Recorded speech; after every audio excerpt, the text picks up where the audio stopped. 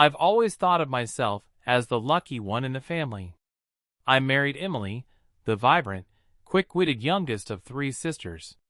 She lit up every room she walked into, and when she looked at me, it felt like I was the only person in the world. We'd been married 8 years and had settled into a comfortable life. A cozy house on the edge of town, weekend brunches, and evenings spent planning future vacations we never seemed to take. But that sense of luck was shattered during what should have been the happiest family gathering we'd had in years. It was Emily's parents' 40th wedding anniversary, a milestone we were all excited to celebrate. Her entire family came together at the grand old lakeside lodge they'd rented for the weekend. There was a nostalgia to the place. It was where Emily and her sisters had spent countless childhood summers, chasing each other along the dock and roasting marshmallows by the fire pit. The weekend felt like a return to innocence. But behind every perfect family photo is a hidden truth waiting to come into focus. Friday evening set the stage. Laughter filled the dining hall, kids squealed with delight on the wraparound porch, and the clink of wine glasses rang out as everyone toasted love and family. Emily's sister Rachel had married Mark 5 years ago. Mark was everything I wasn't. Confident, charming, the sort of guy who made conversation easy and left people wanting more. We'd always gotten along well enough. He was the brother-in-law who made sure everyone had a drink in hand, and who teased me like a lifelong friend. After dinner, people drifted outside to watch the sunset over the lake. The sky blazed pink and gold. Music from a Bluetooth speaker carried softly over the water. Mark caught my eye across the patio. He gave me a grin and a thumbs up as Emily laughed beside him, leaning a little too close for comfort. I told myself it was the wine or the joy of the evening. After all, this was family. Later that night, Emily pulled me onto the dance floor they'd set up in the lodge's big hall. We swayed to slow songs, her head resting against my chest. I felt the familiar warmth of her body, but something felt off. Her focus seemed elsewhere. I caught her eyes darting over my shoulder more than once. When the song ended, she kissed my cheek, told me she needed some air, and slipped out the side door. I watched her silhouette disappear into the darkness. I waited a few minutes, trying to talk myself out of the worried building inside me. Eventually I followed. I stepped into the crisp night, the lake breeze rustling the trees. Moonlight spilled over the gravel path leading to the boathouse, and I heard muffled voices. I crept closer, each footstep feeling heavier than the last. From the shadows of the boathouse entrance, I saw them, Emily and Mark, standing inches apart. His hand was at her waist, hers resting on his chest. Their conversation was quiet, but the way they looked at each other spoke louder than words. I watched in disbelief as he tucked a strand of hair behind her ear. Then, before I could convince myself it wasn't happening, they kissed, slow and hungry, as if the world had fallen away around them. My breath caught in my throat. It felt like I'd been punched in the gut. My knees nearly buckled as I backed away, heart pounding in my ears. I stumbled behind a tree, barely able to process the sight of my wife, my Emily, wrapped in the arms of my brother-in-law. I waited in the shadows, tears stinging my eyes. Eventually, they parted, whispered something I couldn't make out, and slipped back toward the lodge separately, as if nothing had happened. I remained hidden, unable to move, the night air suddenly cold and suffocating. When I finally returned, the party had wound down. People were gathered in small groups, sharing stories and laughs. Emily sat with her sisters, smiling like she hadn't just destroyed my world. Mark was across the room, refilling drinks. Our eyes met briefly, and I saw something flicker there, maybe guilt, maybe fear, but it vanished as quickly as it appeared. I spent the rest of the evening plastering on a smile, my mind spinning. Every laugh felt hollow, every toast a mockery. Emily kissed me good night when we finally went upstairs, her lips soft against mine, the taste of betrayal lingering behind. She fell asleep quickly, exhausted from the night. I lay awake beside her, staring at the ceiling, replaying every detail of what I'd seen. I wondered how long it had been going on. Was this a drunken mistake or the symptom of something deeper? Had they planned it, or had it just happened in the heat of the moment? My mind was a carousel of questions with no answers. I thought of Rachel, Emily's sister, Mark's wife, laughing and singing karaoke in the lodge's great room, blissfully unaware of the knife waiting in her back. By the time dawn broke, I knew nothing between Emily and me would ever be the same. The lodge was quiet at sunrise. Soft light filtered through the sheer curtains as I lay awake, still processing the night's revelation. Emily stirred beside me, eyes fluttering open with a drowsy smile. She stretched, nestled against me, and whispered, "Morning, love." Her warmth felt foreign, like the embrace of a stranger. I couldn't keep up the facade. "Emily," I croaked, voice raw from a sleepless night. "Where were you last night after you stepped out for air?" Her body stiffened instantly, a subtle flinch she probably didn't even realize I caught. I just needed some time alone," she said, eyes not quite meeting mine.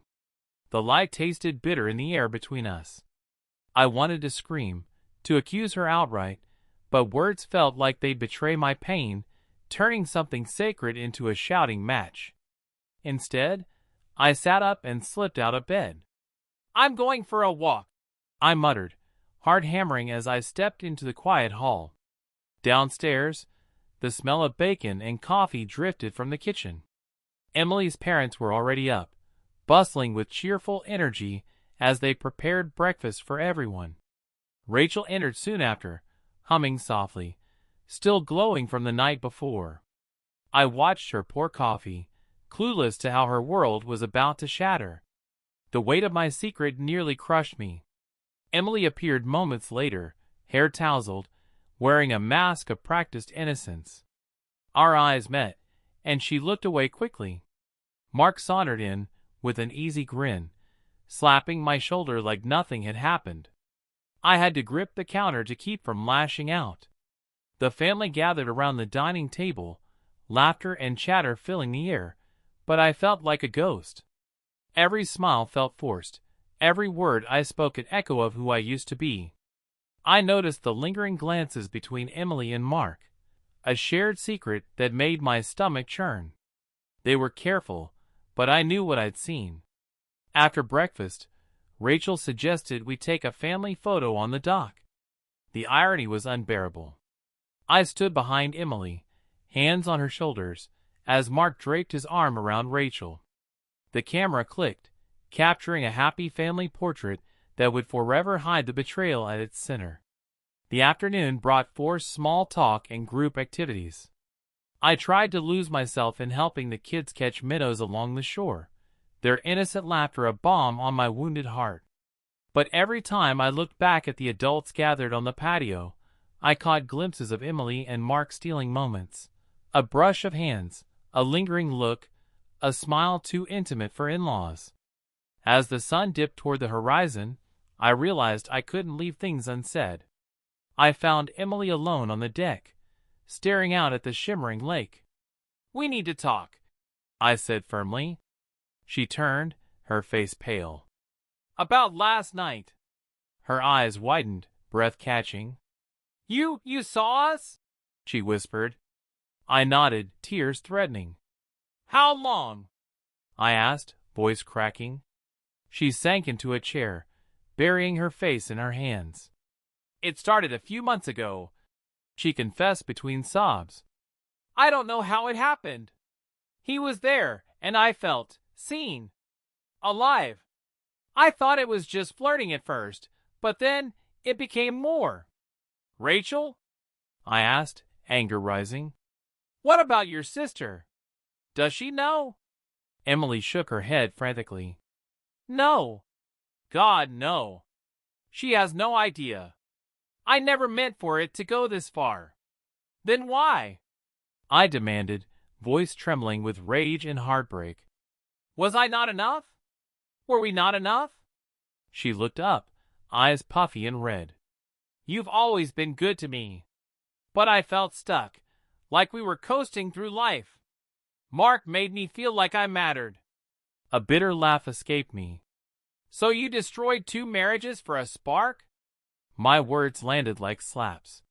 She crumpled further, chest heaving with sobs. Suddenly, Rachel's voice caught through the evening air. Emily? What's going on? She stood at the doorway, confusion etched across her face. Mark appeared behind her, face draining of color as he saw Emily's tears and my glare. Tell her, I said, voice deadly calm. Emily stared at me, eyes pleading. Tell her, I repeated, louder this time. Rachel's eyes darted between us. Tell me what? She asked, panic rising. Emily opened her mouth, but couldn't speak. I turned to Rachel, voice shaking but clear. Your husband and my wife have been having an affair. The words hung in the air like a thunderclap. Rachel's face went slack, shock giving way to horror. What? She gasped, stumbling backward. Mark reached for her, but she recoiled. Don't you dare touch me, she screamed, eyes brimming with tears. The commotion drew Emily's parents and a few others. Questions flew. I stepped aside, letting the truth pour out in raw, jagged words. Emily's mother sank into a chair, eyes wide with disbelief. Emily's father clenched his jaw, glaring daggers at Mark. The kids, thankfully, were still down by the water, spared for now from the ugliness unraveling above. Rachel's sobs filled the space as Mark stammered, trying to spit excuses. Emily pleaded with her sister, but Rachel wouldn't hear it. You were my sister, she choked out, voice breaking. How could you? How could you do this to us? I watched, numb, as the family splintered around me. Old resentment surfaced, blame ricocheted from one person to another. The perfect celebration dissolved into chaos, voices rising in grief and rage. Eventually, I slipped away, standing alone at the edge of the dock. The sunset burned red across the lake, the same lake where Emily and I once dreamed of growing old together. The dreams felt like ashes in my hands. I don't know how long I stood there before Rachel approached, eyes red but fierce. Thank you, she said quietly, for telling me. I deserve to know. I nodded, unable to speak.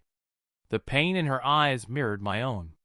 We stood together in silence as the evening fell, bound by a betrayal neither of us had asked for. The lodge emptied quickly after that. Bags were packed in angry haste, words of love replaced by icy silence. Emily's parents tried to mediate, but there was no fixing what had been broken. Rachel left with her kids, refusing to even look at Mark. Emily and I drove home in silence, the car heavy with words we could never unsay.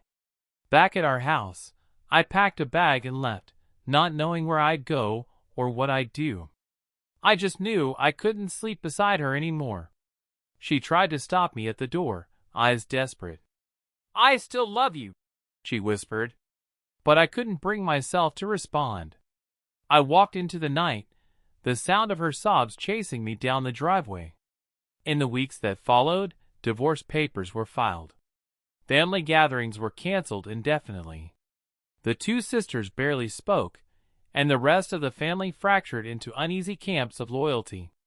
Mark tried to reconcile with Rachel, but she served him with papers of her own. As for me, I moved into a small apartment by the lake, far enough from the memories, but close enough to remind me of what I'd lost. Some nights, I sit on my balcony, watching the sunset bleed across the water, wondering if I'll ever feel whole again. Because sometimes, the deepest wounds aren't the ones you can see, they're the ones that never stop bleeding, no matter how much time passes.